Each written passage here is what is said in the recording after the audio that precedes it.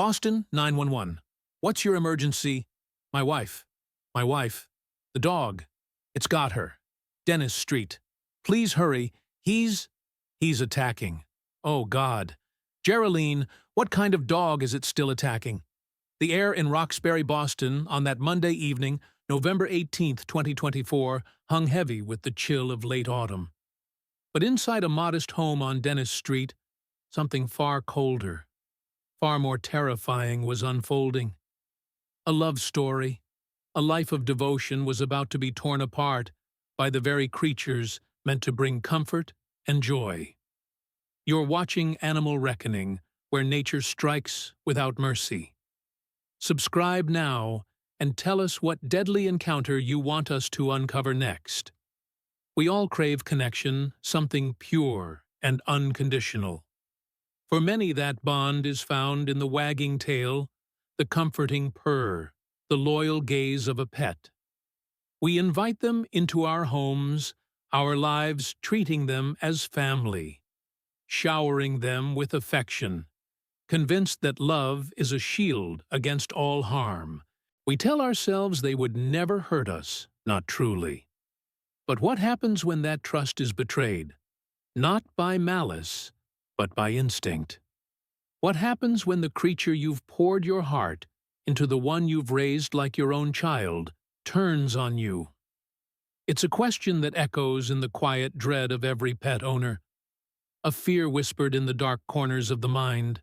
And for 73-year-old Jeriline Brady-McGinnis, that chilling possibility became a horrific reality. Jeriline Brady-McGinnis was a pillar of her community, a woman whose spirit radiated warmth and generosity. Everyone in Roxbury knew Jeriline not just as a neighbor, but as a friend, a confidant, a kind soul always ready with a helping hand or a home-cooked meal. Her life, woven into the vibrant tapestry of Boston, was one of quiet dedication and immense compassion.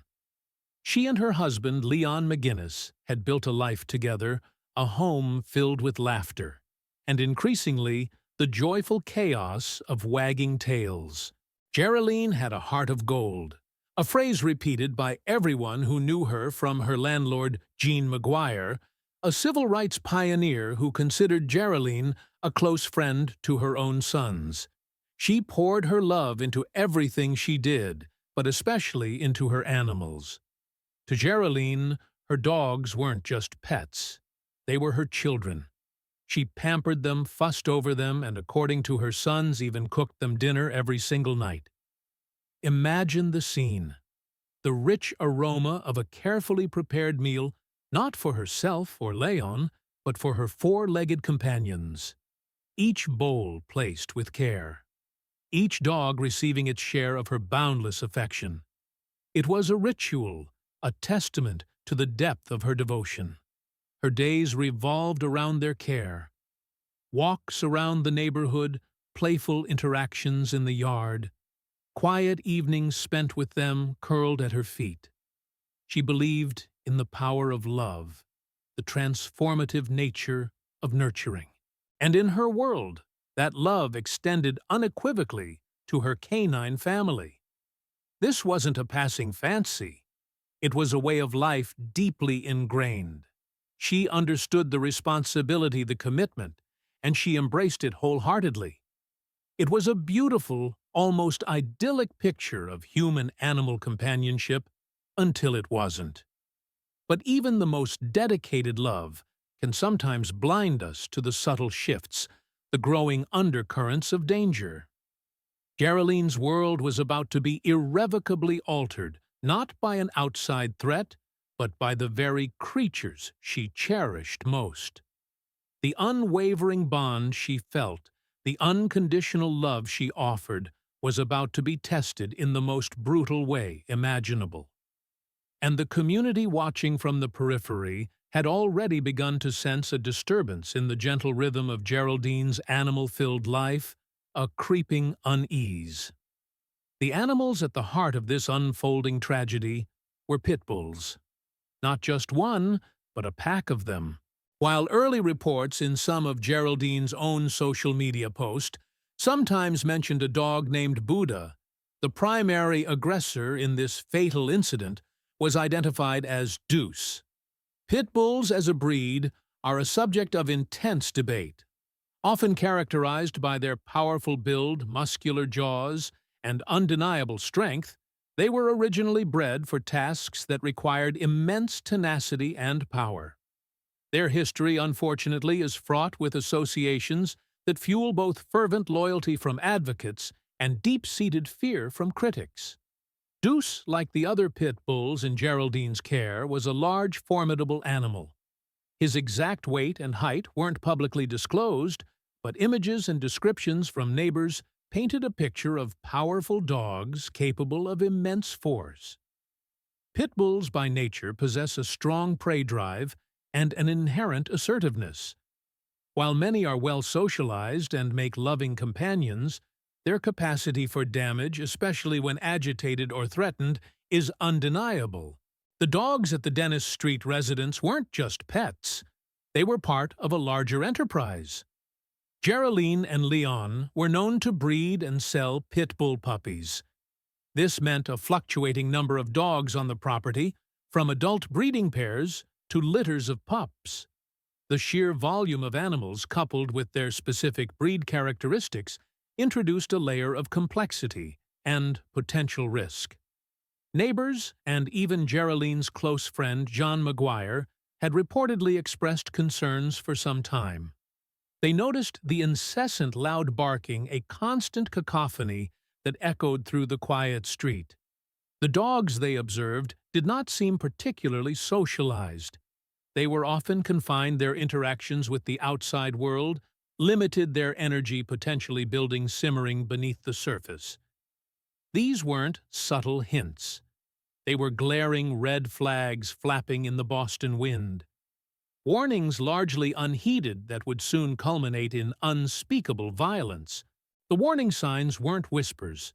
They were increasingly insistent shouts. For months, perhaps even longer, a creeping sense of unease had settled over Dennis Street. It wasn't just the sheer number of pit bulls residing with Jeriline and Leon, believed to be 4 at the time of the incident. A considerable pack for a residential home. It was their behavior. Neighbors recounted stories, the incessant piercing barking that grated on nerves at all hours. A constant soundtrack to daily life in the quiet Roxbury neighborhood. It wasn't just playful yaps. It was often a deeper, more aggressive tone, a territorial declaration. Children on the street were reportedly wary, instinctively giving the house a wider berth. Deliveries became a challenge, with drivers often hesitant to approach the gate. More concerning were the murmurs, the anecdotal accounts of the dog's general disposition. They didn't seem socialized, a term that in the context of powerful breeds is critical. Socialization means exposure to people, to other animals, to different environments in a controlled and positive way, helping a dog learn appropriate responses and temper their natural instincts. The Dennis Street dogs, however, seemed to live in a more isolated world, largely confined their interactions with outsiders minimal. This lack of broad exposure could contribute to heightened reactivity fear or territorial aggression. Jean McGuire, Geraline's longtime friend and landlord, had voiced her concerns directly. She loved Jeriline, understood her deep affection for animals, but she couldn't ignore the burgeoning issue. The sheer number of dogs, their apparent lack of proper socialization, the constant noise. These weren't minor annoyances. They were significant welfare concerns, both for the animals and for the people around them. John's warnings, though, delivered with care and concern, seemed to fall on ears deafened by devotion. Jeriline, in her boundless love, perhaps couldn't see the danger that others perceived so clearly. Or perhaps she simply believed her love was enough to overcome any potential issues. There might have been minor incidents, unreported, nips, growls, or lunges that were quickly dismissed or rationalized. The kind of small aggressions that, in retrospect, become glaring indicators of a brewing storm. Each dismissed growl, each ignored snap, was a thread unraveling from the fabric of safety. The perception of control of security slowly eroded, replaced by a creeping tension. The dogs, especially Deuce, were becoming more volatile, their boundaries less clear. The breakdown of safety wasn't a sudden event. It was a gradual, insidious process, each unheeded warning paving the way for the inevitable brutal climax. The stage was set, the tension ratcheted tight, and no one, not even Jeriline, could have predicted the sheer ferocity of what was to come. Monday, November 18th, 2024. Approximately 4:30 p.m., the late afternoon sun was beginning its descent, casting long shadows across Dennis Street. Jeriline Brady-McGinnis, with her usual diligent care, was likely tending to her beloved dogs. The air was crisp, the usual sounds of an urban neighborhood beginning to settle into evening. What happened next unfolded with terrifying speed, a maelstrom of fur and teeth. It began suddenly, a shift in the atmosphere, a growl that wasn't playful, a sudden lunge. Deuce, the powerful pit bull, lashed out. Accounts suggest he latched onto Jeriline's arm, a grip that was immediately devastating. The initial bite was not a warning nip. It was a full-force attack designed to inflict maximum damage. The pain must have been instantaneous, agonizing. Jeriline's startled cry pierced the relative quiet of the home. Inside the house, or perhaps just outside the first-floor unit, the details are blurred by the sheer horror of the moment. Leon McInnes, Geraldine's husband, heard the terrifying sounds, the frantic barks, the desperate cries, the sickening thuds and struggles. He burst onto the scene, his heart surely seizing with a terror he'd never known. His beloved wife, his Jeriline, was being savaged by one of their own dogs. Without a second thought, driven by pure instinct and desperate love, Leon threw himself into the maelstrom. He attempted to intervene, to pull Deuce away, to shield Jeriline from the relentless assault. But Deuce, now a blur of pure aggression, turned on him. The dog, a creature of immense power, inflicted serious injuries on Lion as he struggled to protect his wife. Every second was a fight for survival, a desperate, bloody dance against an unyielding force. The screams, raw and primal, must have echoed unheard by anyone outside the immediate vicinity. The attack was relentless. Deuce was fixated, a terrifying machine of muscle and teeth. Jeriline was suffering severe, life-threatening injuries. Blood, warm and slick, soaked her clothes, pulled on the ground. Her body, once vibrant and strong, was being ravaged. Leon, wounded and desperate, knew he couldn't stop it alone. He had to get help. He had to. He somehow managed to break free to reach a phone, his fingers fumbling, vision blurring with pain and shock. He dialed 911, a call of pure, unadulterated terror. The minutes that followed were an eternity. Jeriline alone with the enraged animal fighting for breath, for life. The house, once a sanctuary, had become a slaughterhouse. Each passing second, each new bite drove her closer to the brink. Her strength, her will draining away with every drop of blood. And then the distant wail of sirens growing louder, closer. Hope, a fragile, desperate thing, flickered in the encroaching darkness. But for Jeriline, it was already too late. The first reports came crackling over the police scanner. Units responding to a dog bite, Dennis Street, possibly multiple victims. It sounded routine enough at first, a common enough call in any city, but as more information filtered in, the tone escalated. Victim's severe husband also attacked dog still active. Police officers. The Boston PD arrived on Dennis Street within minutes. The scene they encountered was one of absolute chaos and horror. The air was thick with the metallic tang of blood, the lingering scent of fear, in the low, guttural growls of an agitated animal. They found Jeriline Brady-McGinnis lying gravely injured, her body savaged, barely conscious. Leon McInnes himself, seriously wounded, was nearby, his face a mask of pain and shock, trying desperately to reach her. The officers, highly trained for volatile situations, immediately moved to render aid. They knew every second counted as they began to administer first aid, assessing the catastrophic injuries Jeriline had sustained. A chilling sound ripped through the air. A sudden enraged bark. Close. Too close. Deuce had returned. The dog, still in a frenzy, its eyes wild, ignored the presence of the unformed officers. Its primal aggression was still burning hot. It lunged, a terrifying blur, straight at the officers who were trying to save its owner. One officer went down, bitten, then another. The scene erupted into a desperate struggle. Two officers, now injured, were fighting to protect themselves and the victims from the relentless assault of a powerful, enraged animal.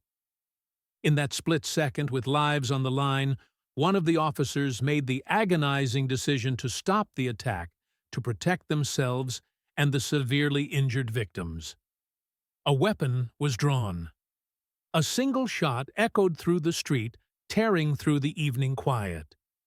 The bullet found its mark, incapacitating Deuce.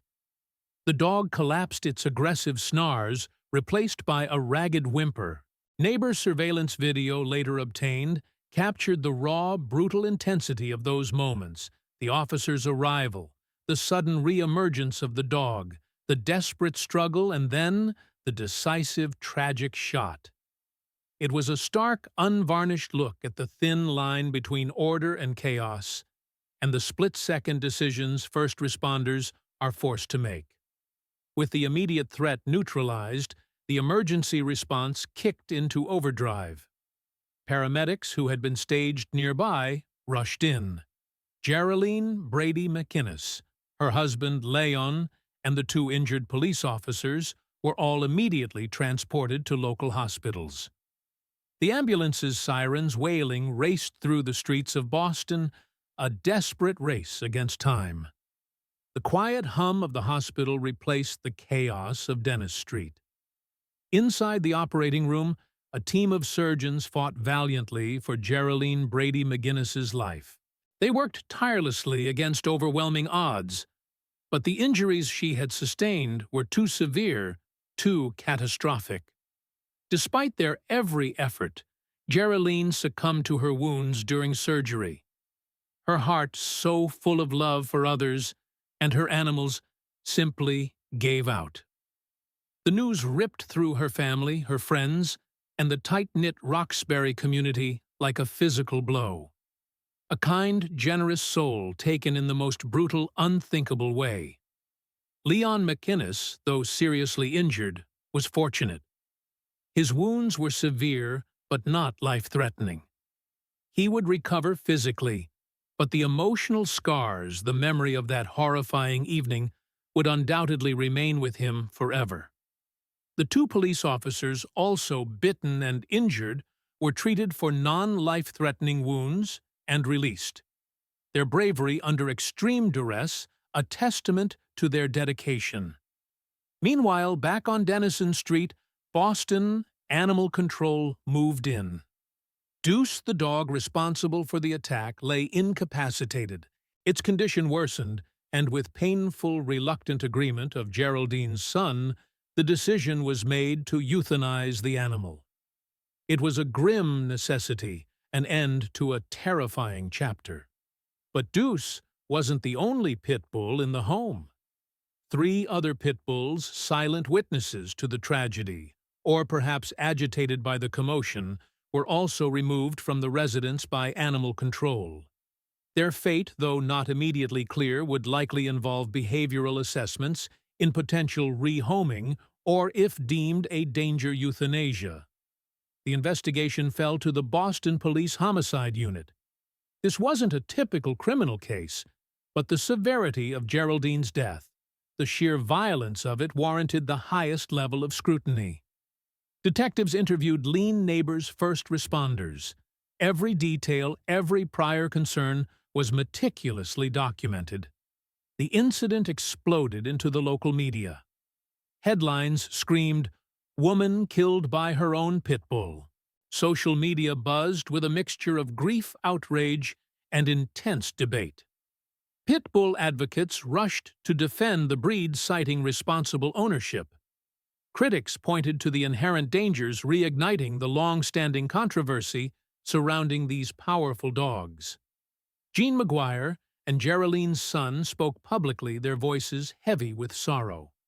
They painted a portrait of a woman who loved her dogs fiercely, who saw them almost like children.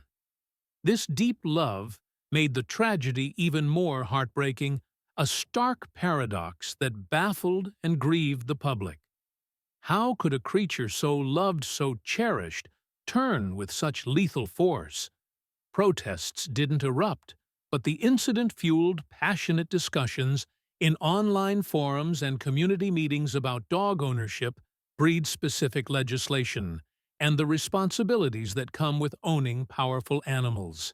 Internal reports within the Boston Police Department likely dissected the officer's response, analyzing tactical decisions, confirming proper procedure in incapacitating the dog. The focus was on ensuring such a horrific scene could be managed, if not prevented, in the future. The community was left to grapple with the profound loss of Jeriline and the chilling realization that even in the most loving homes, the unpredictable nature of animal behavior can shatter lives in an instant. The tragedy of Jeriline Brady-McGinnis stands as a stark, bloody testament to a truth we often choose to ignore. Love, even the deepest and most unconditional, cannot always tame instinct. We build worlds of comfort and companionship around our pets, blurring the lines between species, believing that affection is a universal language. But beneath the surface, ancient instincts lie dormant, waiting. Jeriline gave everything to her dogs, her time, her home, her very being. In the end, one of them took everything from her. And the chilling question remains, how much do we truly know the creatures we invite into our homes, into our hearts? The answer, whispered on the wind of a cold Boston evening, is sometimes tragically not.